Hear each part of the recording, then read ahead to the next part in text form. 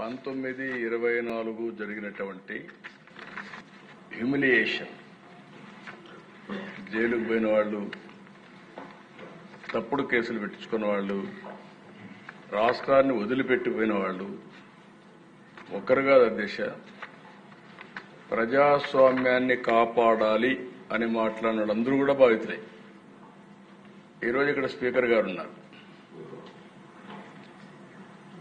ఆయన్నైతే నాకు బాగా జ్ఞాపకం, అయ్యన్న పాత్రుడు గారిని. కడాన ఆయన పైన పెట్టిన కేసు అటెంప్ట్ టు రేప్.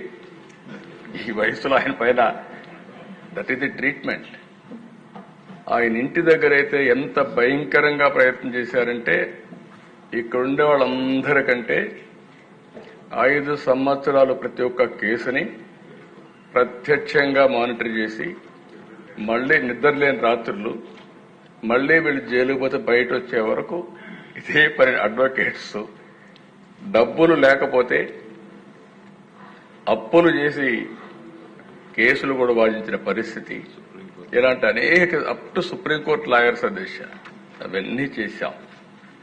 ఇప్పుడు స్పీకర్ గారు బాధితుడే, డిప్యూటీ స్పీకర్ బాధితుడే, ముఖ్యమంత్రి బాధితుడే, ఎక్కువండే డిప్యూటీ ముఖ్యమంత్రి బాధితుడే, ఎక్కువండే శాసనసభ్యులు బాధితులే, మంత్రులు బాధితులే. ఎప్పుడు అధ్యక్ష నా మీద ఎవరు కేసులు పెట్టాలంటే భయపడతారు, ఎందుకంటే నేను ఏ తప్పు చేయను కాబట్టి. నా విశ్వాసం ఏంటంటే, నేను తప్పు చేయను, లీగల్ గా టెక్నికల్ గా పర్ఫెక్ట్ గా ఉంటాను. ఎవడైనా తప్పు చేస్తే మాత్రం వాడి గుండెల్లో రైళ్లు బరిగి తీర్చే వరకు, వాడు మారే వరకు వదిలిపెట్టను. అది నా పద్ధతి, అది చరిత్ర కూడా.